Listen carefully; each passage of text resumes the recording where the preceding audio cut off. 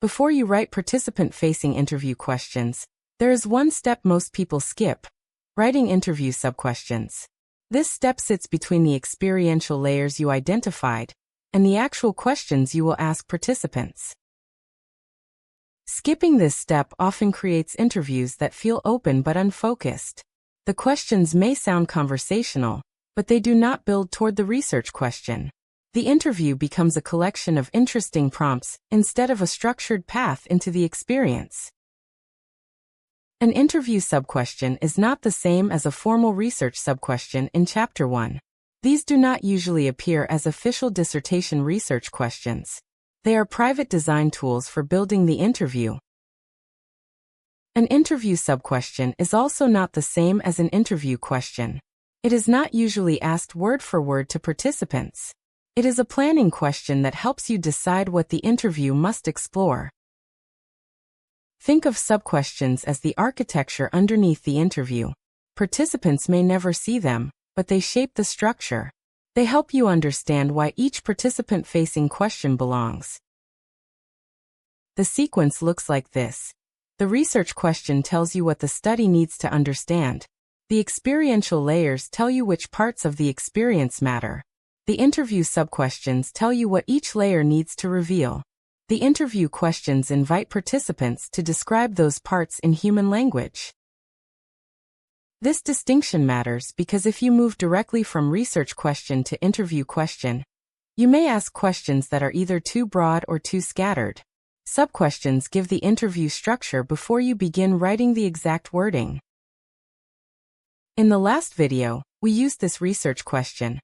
How do learners with dyslexia experience independence when using AI tools during academic tasks? We identified possible experiential layers such as task initiation, emotional response, context and relationships, meaning, and change over time. For this example, we might prioritize action, meaning, and change over time because those layers help us understand how independence is enacted, interpreted, and developed. Now we can turn those selected layers into interview subquestions. Use a simple conversion pattern. Layer, weak subquestion, stronger subquestion. The layer gives you the focus. The weak subquestion helps you see what not to do. The stronger subquestion shows how to keep the focus qualitative, experiential, and aligned. You can also use a copyable structure. How do participants describe, make sense of, or navigate this layer within the phenomenon or context of the study? The layer must appear in the wording. If the layer disappears, the subquestion may become too broad. Start with the layer of task initiation and persistence. This layer focuses on what learners do when they begin or continue academic work with AI support. It asks how independence is enacted in action. A weak subquestion would be, do learners use AI to start tasks? That question is too narrow and too yes or no. It points toward a fact, not an experience. A stronger interview subquestion would be, how do learners describe beginning or continuing academic tasks when AI support is available? This version keeps the focus on lived experience. It invites description, sequence, and meaning. Notice that this still sounds a little more formal than something you might ask in the interview. That is okay. An interview subquestion is not meant to sound natural yet. It is meant to clarify what the later interview questions must help uncover. Now move to the layer of meaning. This layer asks how learners understand their own capability when they use AI support. It focuses on what independence means to the participant, not just what the participant does. A weak subquestion would be, does AI improve self-confidence? That wording moves too quickly toward outcome and measurement. It also risks assuming that confidence improves. A stronger interview subquestion would be, how do learners make sense of their own capability when they use AI support during academic work? This version stays qualitative. It asks about interpretation, not measured improvement. Now move to the layer of change over time. This layer asks whether the learner's experience of independence shifts with repeated AI use, practice, frustration, confidence, or changing support needs. A weak sub-question would be, did learners become more independent over time? That question is too closed. It assumes a direction of change and invites a simple answer. A stronger interview sub-question would be, how do learners describe changes in their independence as they continue using AI tools for academic tasks? This version allows change to be positive, negative, mixed, uneven, or uncertain. Now the interview has structure. It is not just asking about AI and independence in general. It has 3 focused areas: how learners begin and continue tasks, how they make meaning of their capability, and how the experience changes over time. These sub-questions are still not asked word for word in the interview. They are the architecture underneath the interview. They help you know what your actual interview questions need to accomplish. The verb matters because it signals the kind of knowledge you are trying to produce. Describe points toward lived detail. Experience points toward felt meaning. Make sense of points toward interpretation. Navigate points toward process and decision-making. Interpret points toward meaning. Be careful with verbs like affect, impact, improve, increase, decrease, and predict. These words are not automatically forbidden, but they often push the sub-question toward measurement, causality, or simple outcomes.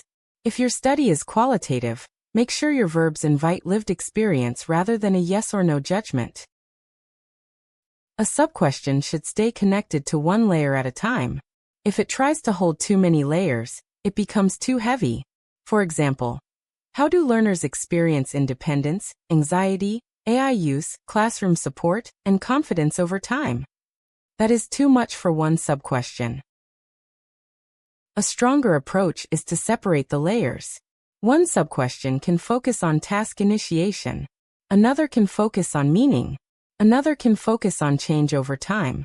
Separation gives the interview structure without making it rigid. This is also where you decide what not to include as a major sub-question. Just because you identified a possible layer does not mean it needs its own sub-question. Some layers may be handled later through probes or follow-up questions. For the AI and independence example, context and relationship may matter.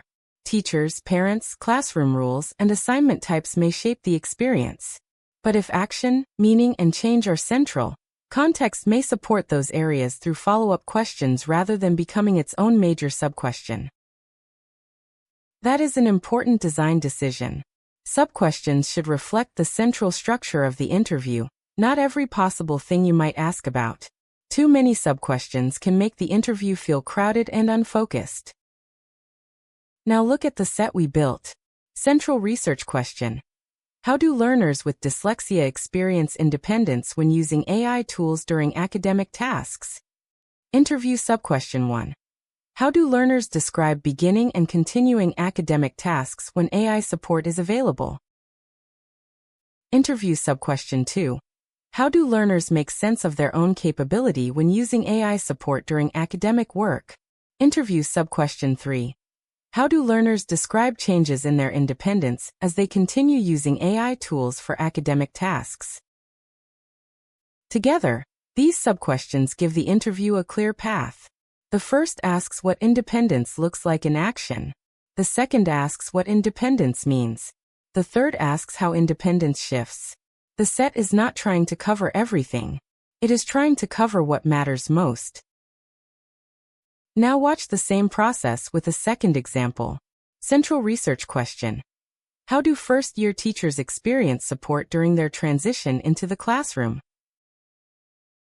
Possible layers before narrowing might include moments of seeking support, formal versus informal support relationships, emotional responses to support, meanings attached to being supported, and changes in support needs over time. If the tension is formal support versus lived support, we might prioritize action, context and relationship, and meaning. A weak sub-question would be, what supports did teachers receive? That may produce useful background information, but it is mostly descriptive. It does not yet ask how support was lived. A stronger sub-question would be, how do first-year teachers describe moments when support was needed, offered, or missing during their transition into the classroom? This version invites lived moments and allows support to appear as present, absent, or misaligned. Another weak sub-question would be, did mentor support help teachers? That question is too closed and assumes that support either helped or did not help. Specificity will be useful later when you write participant-facing questions, but here it narrows the planning question too early. A stronger sub-question would be, how do first-year teachers make sense of the support they receive from mentors, colleagues, or administrators? This version leaves room for mixed meanings: guidance, correction, monitoring, reassurance, trust, or pressure. A third sub-question might focus on change. How do first-year teachers describe changes in their support needs across the transition into classroom teaching?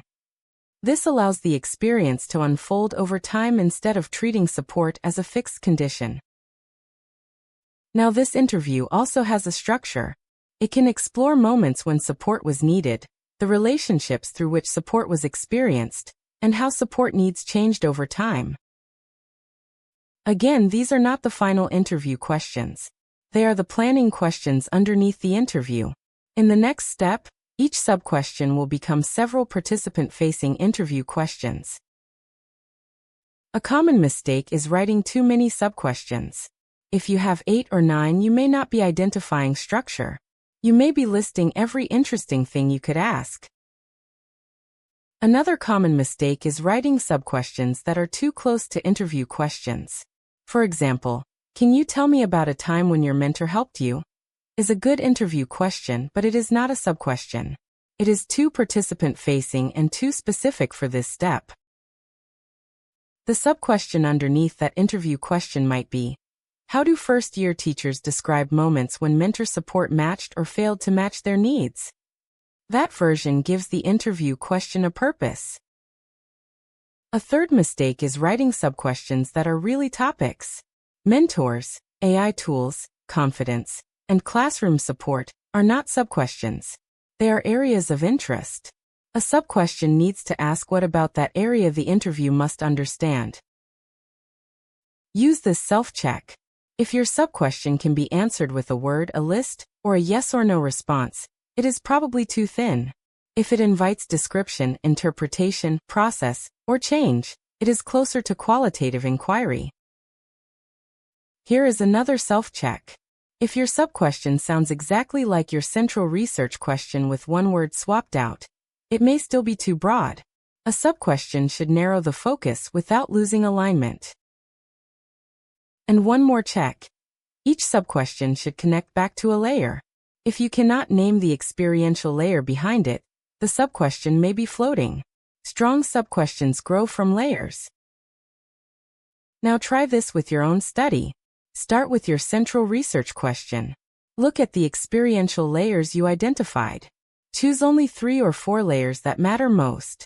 For each one, write one planning question that begins with, how do participants describe? How do participants experience? How do participants make sense of? Or how do participants navigate? Then check the set. Do the sub-questions work together? Does each one answer part of the central research question? Do they invite experience rather than simple facts? Do they leave room for participants to describe complexity? Writing interview sub-questions is the step most people skip because it feels invisible. It is not what participants see. It is not what appears as the final interview protocol, but it is what gives the protocol structure. When this step is done well, your interview questions stop being random. They begin to work together. Each one has a reason to exist because it traces back to a layer, and each layer traces back to the research question. You are not asking yet. You are deciding what each part of the interview must help you learn. Once that bridge is clear, you are ready for the next step, turning sub-questions into interview questions.